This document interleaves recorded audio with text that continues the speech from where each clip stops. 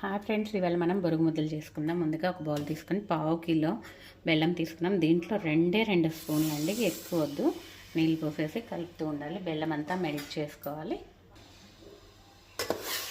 చూడండి, బాగా కలుపుకోవాలన్నమాట. బెల్లం ఉండపాకం వచ్చే వరకు ఉంచుకోవాలి.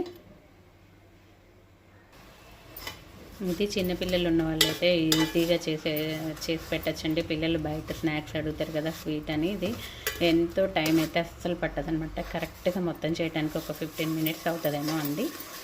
ఇది నా ఫ్రెండ్స్ అందరికీ ఇది అయితే నేను చేసింది చాలా ఇష్టం అండి. నేను వాళ్ళ ఇంటికి వెళ్తుంటే ఎప్పుడు కూడా చేసుకొని వెళ్తుంటాను. కొంచెం ఎక్కువగా ఇష్టం మా ఫ్రెండ్ పిల్లలకి. చూసారా, 10 నిమిషాలు కూడా పట్టలేదు ఇది అవ్వటానికి.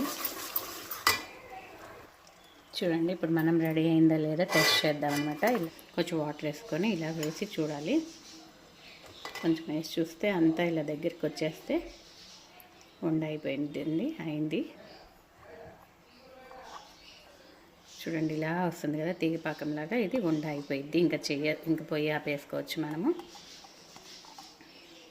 చూసారా, ఇలా వచ్చేసింది. కింద వేస్తే సౌండ్ కూడా వచ్చింది, మీరు చూసారా.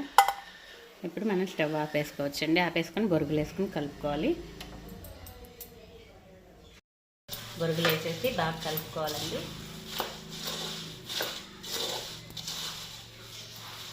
ఇట్లా మొత్తం బొరుగులు అంటాలి. చేతికి కొంచెం వాటర్ చేసుకొని ఇట్లా తీసుకోవాలి. వేడిగా ఉన్నప్పుడు చేస్తేనే వస్తుంది, తర్వాత అయితే అసలు రాదండి. మనకి ఏ సైజు కావాలో ఆ సైజు. చూడండి, నీట్గా వచ్చేసింది. చాలా వేడి మీద చేస్తేనే వస్తుంది, లేకపోతే రాదనమాట.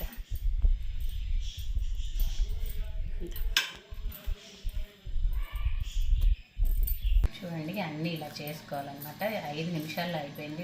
వేడి మీద చేసుకుంటే బాగా వస్తాయండి. చూసారు కదా, అన్నీ ఎక్కువ చేయలేనండి నేనైతే. ఒకసారికి ఒక 20 చేస్తానంతే. ఓకే ఫ్రెండ్స్, లైక్ చేసి సబ్స్క్రైబ్.